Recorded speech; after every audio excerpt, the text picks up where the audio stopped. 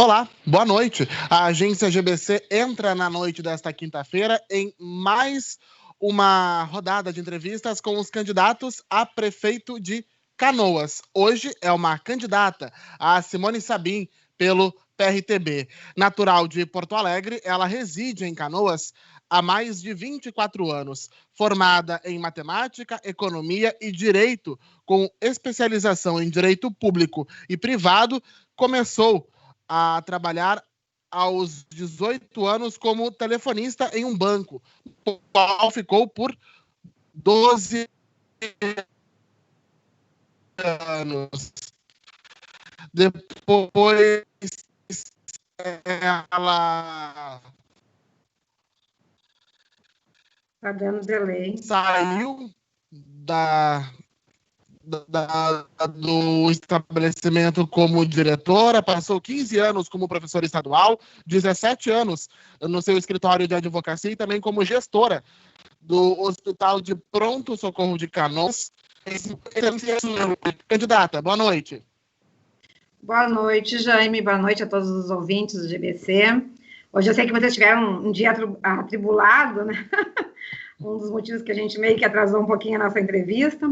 Quero te agradecer por ter me chamado, por dar essa oportunidade também do cidadão canoense conhecer um pouco mais das propostas, né? Eu sou a única candidata mulher e quero deixar bem claro a todos os nossos cidadãos canoenses que eu não usei nenhum tipo de cota, né? Nem cota de mulher, nem verba pública para usar para fazer a campanha. Nós estamos fazendo uma campanha sem dinheiro público, sem nenhum tipo de recursos que venha tirado do cidadão brasileiro, no caso, né? Que a gente sabe que todos esses valores que se usa para a campanha é tirado da saúde, da educação, da segurança. Então, nós abrimos mão desses valores. Certo, candidata, a nossa conversa vai ter a duração de 20 minutos e o tempo começa a contar assim que a senhora iniciar a resposta da seguinte pergunta: por que ser prefeita de Canoas? Por que ser prefeita de Canoas? Eu sou uma cidadã comum, né? Nunca fui política, nunca fui candidata a nenhum cargo de vereadora, de prefeita, né? De deputada, mas sempre trabalhei em campanhas políticas, sempre fui coordenadora de campanha política. Eu tenho 34 anos de coordenação de campanha política. Vejo que sempre trabalhamos num propósito do bem comum. Essa é a minha direção, sempre foi em busca do bem comum. Ocorre que muitos dos candidatos que eu mesma ajudei a ganhar eleições chegam no poder e mudam totalmente a sua visão, ou seja, parece que são picados pela mosquinha azul. Então, eu sou uma cidadã que está indignada com tudo que está acontecendo. Acho que o cidadão que tenha boa vontade, está na hora da gente sair de trás do computador e mostrar que realmente se pode, sim, fazer uma política do bem comum, uma política para todos com gestão técnica. Eu sou uma técnica, como eu te coloquei, né? Eu não sou uma política de carreira, eu tenho profissão. Eu continuo com meus escritórios de advocacia. Nossa, para deixar bem claro. Candidato, o seu plano de governo tem 7 eixos macros: a saúde, educação, segurança pública, saneamento básico, meio ambiente, mobilidade urbana, desenvolvimento econômico e administrativa. Na saúde, eu vou fazer uma pergunta aproveitando um pouco do gancho do seu currículo como gestora do Hospital de Pronto Socorro lá na gestão Ronquete. No seu plano de governo, a senhora fala que o Hospital de Pronto Socorro voltará a ser referência em atendimento de emergência e de pacientes SUS, como já foi no passado, pois ele vai receber equipamentos, serviços estruturais, além de profissionais treinados e capacitados para um serviço considerado no seu plano de governo tão essencial para a população. Lhe questiono, a senhora como candidata e como cidadã, o que está faltando hoje no pronto-socorro e a senhora precisa implementar para que ele volte a ser essa referência que a senhora cita?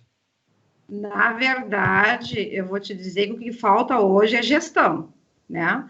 A boa vontade de realmente realizar um bom trabalho.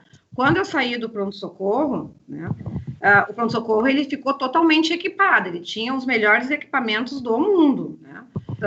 Tomógrafo, raio-x, ele estava totalmente equipado. O que aconteceu no meio desse caminho aí, a gente vai descobrir quando a gente chegar lá, de volta, né? Mas eu vejo a primeira coisa que na saúde a gente não pode, como uma gestora, eu não posso pensar só no HPS, né? Nós temos outros hospitais, temos as UPAs, as UBS, então a gente tem que pensar num todo. A primeira coisa que eu quero tomar, para mim, é a saúde, ou seja, a gestão da saúde não será terceirizada. O município vai abraçar essa gestão, para ver o que está acontecendo, o que está faltando, por que não está chegando realmente a saúde na ponta, ou seja, no cidadão canoense. Porque eu tenho conversado com muitas pessoas e as pessoas estão reclamando muito que não conseguem atendimento, que vão lá para marcar consulta, que tem... Claro, a gente sabe que a gente passou por uma pandemia, né? Ocorre que o sistema de saúde sempre foi precário. E agora, com a pandemia, parece que todas as outras doenças não existem mais, né? Ou seja, quem tem câncer não está conseguindo fazer seus exames, as farmácias básicas estão sem remédio. Então, a primeira coisa que eu vejo é gestão mesmo, uma gestão técnica com pessoas de qualidade e tomar esse compromisso para o gestor público, né? No caso, o prefeito, eu acho que ele tem que assumir que a responsabilidade é dele, né? A saúde é uma responsabilidade do prefeito, ou da prefeita, no caso, né? Que vai ser eu.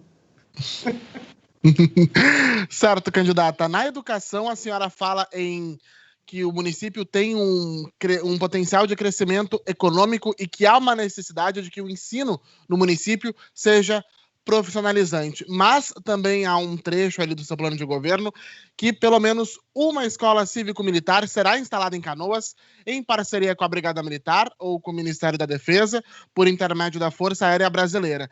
Deixa eu lhe perguntar, é apenas uma escola ou há ideia de que grande parte da rede municipal de ensino seja transformada nesse modelo que nós já temos escolas aqui no estado, como no município de Bagé, por exemplo? Não, nós não podemos também chegar a implantar uma escola militar para quem não quer estudar numa escola militar. Acho que a gente tem que dar opções das pessoas poderem escolher qual é o ensino para o seu filho mais adequado, né? Mas a escola militar, a cívico-militar, sim, teremos em parceria. Esse é um projeto do deputado estadual, o Coronel Zucco, né? Que é um dos meus apoiadores. Sim, nós vamos realizar. Eu tive a minha filha estudou no Colégio Militar de Porto Alegre, é um excelente ensino. Ocorre que eu não posso chegar e dizer que todos os alunos vão ter que estudar numa escola militar. Não é isso. Mas, a princípio, sim, queremos colocar uma escola militar em Canoas para quem quiser estudar na escola militar. Vamos ter as escolas normais, né? As escolas que já existem. Claro que nós vamos intensificar muito mais recursos nas escolas básicas, né? O que está faltando hoje é o ensino básico. Tu não chega no segundo grau se tu não tiver um bom ensino básico, ou seja, hoje se está chegando no segundo grau sem saber fazer uma subtração, uma divisão. Eu sou professora de matemática, por isso que eu estou falando nessa questão. Mas, às vezes, chega até nem sem saber escrever, né? Então, nós temos que ter um ensino básico, por exemplo, vou dar um exemplo. A primeira à quarta série é fundamental para o ensino de uma criança. É ali onde ela vai absorver todo o conhecimento básico e que ela vai conseguir se desenvolver. Ali a gente consegue ver aonde a criança, qual é o lado que a criança vai. Claro, nós estamos no Brasil. Se fosse na Europa, da primeira à quarta série, eles já diriam, esse vai para a engenharia, esse continua estudando, esse vai para as artes, né? Mas a gente aqui tem um outro tipo de ensino. Mas é importante, é primordial que da primeira à quarta série seja intensificado, valorizado o professor, para ele ter também motivação de ensinar melhor, de trazer as crianças para si, né? Então, tudo passa pelo ensino básico. Um cidadão, ele tem a sua formação no ensino básico. A senhora falou dessa questão de exemplos de outros países, ainda na questão da educação. Me chamou a atenção no seu plano de governo a questão ali do potencial crescimento econômico e do ensino profissionalizante. Na prática, como ele entraria dentro da rede municipal de ensino? Na prática, nós temos hoje um projeto que eu já levei a Brasília, que é o Parque Tecnológico, que nós para especializar a mão de obra, ou seja, não seria uma escola, e sim cursos profissionalizantes. E nós sabemos que hoje os jovens já nascem com o iPhone, né, com o telefone, com os joguinhos. Então, as crianças hoje com 2, 3 anos já estão perita melhor que a gente na informática, né? Então, ali na primeira, quarta série, né, na oitava série, a gente já vai ter como um professor dizer, olha, esse aluno tem a capacidade de, quem sabe a gente bota ele num curso extra classe. Então, já dá uma iniciada na formação de mão de obra. E nós, o Parque Tecnológico vai ser fundamental para as pessoas que não conseguiram se qualificar e nós podermos dar isso para a nossa população, uma qualificação de mão de obra. E com essa qualificação de mão de obra, a gente poder trazer o desenvolvimento para Canoas através de novas empresas. Eu não sei se chegaste ali toda ali eu falo, né, que eu tenho um projeto de trazer outras empresas para cá. Sim. Mas a questão de empresas, a gente também vai entrar lá na questão da economia. Antes, pela ordem do seu plano de governo, a gente tem a segurança pública, né? A senhora fala ali da Guarda Municipal que ela vai ter o papel mais destacado na sua administração. Que investimentos hoje a Guarda Municipal teria na sua gestão? A Guarda Municipal é fundamental, porque ela está mais próxima do cidadão, é ela que fica perto das escolas, é ela que está ali no dia a dia, até na área azul, aquela que a gente odeia um pouco, né? Todos nós. Eles estão ali, então a gente tem que investir nesse pessoal em cursos de formação, cursos de de abordagem, né, das pessoas, e principalmente, que eu tenho conversado muito com eles, o armamento deles está até vencido, né, munição vencida, então isso tudo a gente vai ter que fazer um levantamento e tem que ser investido, porque não dá para largar um guarda municipal na rua sem estar com o material da sua própria defesa, até aí da defesa do cidadão. Então, a gente tem que trabalhar todo esse contexto, né? Tanto na formação humana, quanto na formação material. Certo, candidata. No seu plano de governo, ainda na questão da segurança, abre aspas, como somos conservadores, a nossa administração irá posicionar-se de modo claro pelo apoio a que todos os cidadãos que queiram e preencham os rígidos requisitos legais possam adquirir e, eventualmente, portar armamento de uso pessoal, fecha aspas. O porte de arma é um assunto polêmico, não só na cidade, mas de modo em todo o país. Mas, de fato, qual vai ser a posição da gestão Simone Sabin sobre o tema? Eu sou favorável ao porte de arma, né? Eu mesma tenho posse e porte de armas, que como a gente estávamos falando, é diferente tu ter a posse, que tu pode ter uma arma em casa, com alguns requisitos básicos, né? Não pode ter ação criminal, tu tem que saber manusear uma arma, limpar, e o porte é aquela arma, é o que tu pode usar, por exemplo, pode ter uma arma dentro do carro, que tu pode andar com a arma.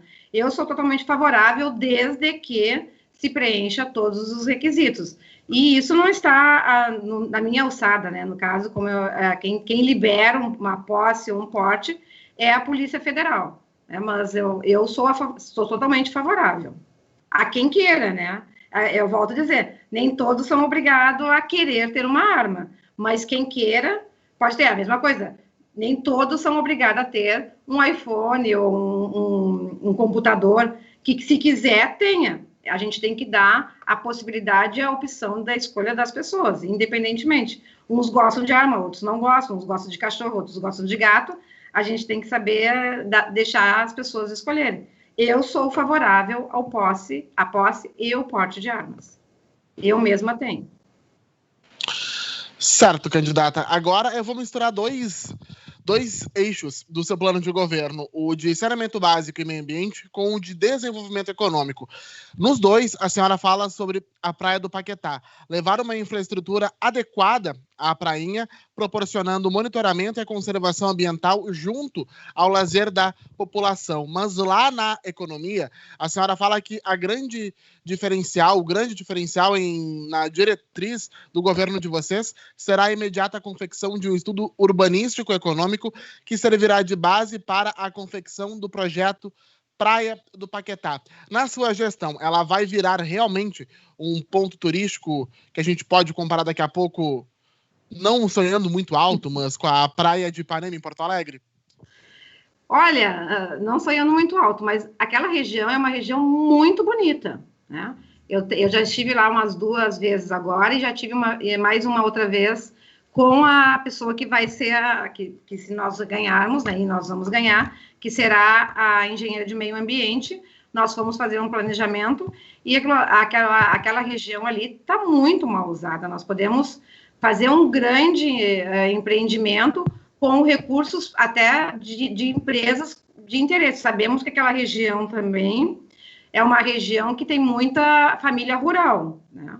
Ali nós temos 70 famílias que cultivam alguma atividade rural. Então, nós também temos que pensar nessas famílias. São poucas, mas são importantes. Uma família é importante. Então, todo esse contexto precisa de um bom planejamento, né? Como um planejamento urbano, para nós trazermos investimento. E eu vou ser bem sincera, eu gostaria de usar a Praia de Paquetá. Eu gostaria de chegar no final de semana, estar aqui, por exemplo, agora mesmo que a gente não vai viajar, a gente está nessa correria, gostaria de ir lá assistir um torneio como a gente diz, agora me fugiu, de jet ski, o pessoal andando de jet ski, porque no dia que eu estive lá, até já tinha iniciado a pandemia, e o clube onde o pessoal fazia jet ski não estava fechado, e eles estavam lá na prainha de Paquetá. E aí eu fui conversar com eles, assim, olha, a gente é de Canoas e vai andar de jet ski em outro lugar. Nós poderíamos andar aqui, aí é um lugar bonito, só realmente está abandonado, né? Então, a gente vai trabalhar, e sim, a prainha de Paquetá, no governo Simone Sabin, será uma outra realidade, porque eu mesmo vou querer usar a prainha de Paquetá. Candidata, mobilidade urbana aqui em Canoas sempre é um tema quente. No seu plano de governo, a senhora fala que vão verificar, né? A sua gestão vai verificar as questões contratuais com a atual concessionária e também haverá um trabalho intenso no sentido de verificar a adequação das linhas e dos meios disponíveis para o transporte público em Canoas. Hoje, a população reclama da falta de linhas, da falta de horários, mas a gente sabe que o sistema como um todo vem enfrentando problemas econômicos, e não por causa da pandemia, desde muito antes, por causa da ascensão dos veículos por aplicativo. Deixa eu lhe questionar, como tornar o sistema rentável e bonito para daqui a pouco, quando venceu, abrir o edital de uma licitação, trazer empresas para a cidade? Aí nós vamos voltar lá no início, onde a gente começou. Para trazer uma empresa para a cidade, primeiro tem que ter atrativos, né? Se a gente não tiver atrativos na cidade, nenhuma empresa vai querer se habilitar à licitação. O transporte público de Canoas, há muitos anos, a população sofre com o transporte público, né? E aí eu te pergunto, aí falam, porque não dá para encerrar contrato, alguma coisa assim. Só que no contrato, como eu te disse, eu tenho que analisar todos os contratos, e isso vai ser o primeiro passo da nossa gestão, uma auditoria em todos os contratos, para ver onde é que tem as possibilidades. E por que esse transporte público não está sendo fiscalizado? Tá? Onde é que está os fiscais da lei, que são os nossos vereadores? Por que eles não, nesse período todo, nunca houve uma fiscalização? Né? Se o contrato estava sendo cumprido, se os horários estavam sendo realmente seguido à risca, se o transporte estava com qualidade, porque dizer que tu comprou um transporte novo e vir com um transporte só pintado, um ônibus só pintado, não é um ônibus novo, né? É a mesma coisa que está mascarando uma situação, né? Então, isso tem que ter muito cuidado. Transporte é uma questão primordial, porque a população necessita de um transporte, e, por incrível que pareça, se nós tivéssemos um transporte adequado, muita gente deixaria seus carros em casa. Hoje mesmo, muitas das pessoas já deixam seus carros em casa por causa dos aplicativos, que se tornaram atrativos, né? Mas o transporte público também pode ser atrativo, desde que a gente tenha um plano total de urbanização da cidade, porque senão também nós não vamos poder ter qualidade de transporte e poder ter um bom preço na passagem, porque hoje a passagem, se tu somar toda a passagem de ônibus, de trem, para ir a Porto Alegre, às vezes vale mais a pena tu ir de carro. Certo, candidata. Ali na questão econômica, já de cara o seu plano de governo fala que o cenário que se apresenta nesse final do ano e no início do próximo ano fará com que a administração se oriente na direção imediata de recuperar a economia do município com a necessidade de geração de emprego e renda para o povo canoense. Lhe questiono, todo o país está no meio dessa questão da pandemia e vai brigar ao mesmo tempo para sair dessa crise econômica gerada pelo coronavírus. Lhe questiono, como atrair investimentos, leia-se grandes empresas para a cidade, e também abrir postos de trabalho, que é o interesse final da comunidade, né? As empresas, né, para te trazer uma empresa, primeiro tu tem que ter, ela tem que ter confiança no município. Ela tem que saber que o município vai ter uma confiabilidade jurídica para ela poder se instalar na cidade. A primeira coisa que uma empresa visa para se instalar numa cidade é a mão de obra qualificada, né? E aí nós partimos do nosso parque tecnológico. Tu tendo uma mão de obra qualificada, tu consegue já passar no primeiro item, porque as empresas, na verdade, elas têm 10 itens para poder se instalar numa cidade. Eu falo isso porque eu trabalho, né, e já abri várias empresas de fora do Brasil, no Brasil, inclusive tentei instalar uma em Canoas, na qual eu fiquei quase um ano e 7, 8 meses tentando fazer a documentação, e aí por pressão da própria empresa, dizendo, porque sabe que na empresa privada a gente tem que dar resultado, né? E a empresa me disse, ou tu resolve isso, ou a gente vai buscar um outro profissional. E eu fui para Ribeirão Preto, e em Ribeirão Preto, que eu levei 1 ano e 7 meses aqui, lá eu fiz em 1 mês, né? Acabamos instalando a empresa lá. Então, nós temos que ser atrativo em mão de obra, desburocratizar, né? Diminuir o trâmite burocrático que tem em Canoas, né? Para empresas de grande porte, porque às vezes as pessoas falam qual é o incentivo? Todo mundo pensa que vamos liberar de impostos. Não é nada disso. As empresas nem pedem isso, né?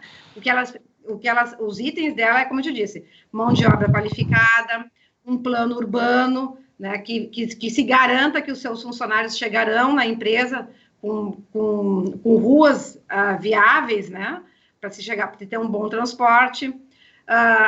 Outra coisa que eles também necessitam, uma empresa grande, ela necessita ter vem empresários de outros lugares, ela precisa ter um bom shopping, nós temos, né, hotéis, restaurante. Então, tudo isso é um grupo, nada funciona separado. É a mesma coisa que eu disse, a saúde funciona com a educação, funciona com a segurança, é tudo uma união só, não existe um ponto que não seja principal. Sim. Candidata, nosso tempo estourou, 20 minutos passam muito rápido. Eu acho que tu me boicotou no tempo. Não, candidata, a gente estourou, inclusive, passamos alguns segundos. Eu vou lhe contar um segredo de bastidor aqui. Quando a gente estava combinando essas entrevistas, eu fui o primeiro a levantar, nossa, 20 minutos é demais, 30 minutos é demais, menos. Agora eu vi que realmente 20 minutos é muito pouco, né? Mas, candidata, muito obrigado pela sua atenção. A gente agradece muito a sua disponibilidade em conversar com a gente e deixamos agora esses próximos segundinhos aí para a senhora se despedir do eleitor canoense. Então tá, muito obrigada, Jaime, pela entrevista, a GBC, por esse espaço. Quero dizer a nossa cidadão canoense que o nosso compromisso é com Canoas, com o cidadão canoense. Não fizemos nenhum tipo de coligação com nenhum outro partido, não temos conchavos, não vamos ter um governo técnico. Eu sou alinhada com o governo federal, eu tenho total apoio do governo federal, e isso já é um facilitador para o desenvolvimento de Canoas, né? Eu sou uma mulher conservadora, sou a única mulher, e quero dizer que Canoas, né, pense, porque está na hora de uma mulher administrar Canoas. Canoas nunca teve uma administração por mulher. Então, Canoas vai ter uma mãe com os olhos para todos. Vou assumir essa função com muito cuidado, como uma missão que foi me dada para administrar Canoas. Então, eu peço para o cidadão que dê um voto de confiança, vote no 28, vote Simone Sabin e Coronel Facim, e que vote nos candidatos a vereadores do PRTB. Agradeço desde já. Certo, candidata, muito obrigado. Aproveito para ressaltar que a nossa conversa estará disponível ainda hoje em agenciagbc.com. E aos nossos espectadores, leitores, seguidores da nossa página no Facebook, semana que vem a gente tem mais uma entrevista pela ordem alfabética, que foi a que norteou as datas das entrevistas. Hoje seria a última, mas por causa da morte da esposa do candidato Hernani Daniel do Progressistas, a data prevista dele foi cancelada e por isso ficou ainda a ser confirmada na próxima semana. Então, semana que vem tem aí a última entrevista com os candidatos a prefeito de Canoas. Boa noite a todos. Boa noite.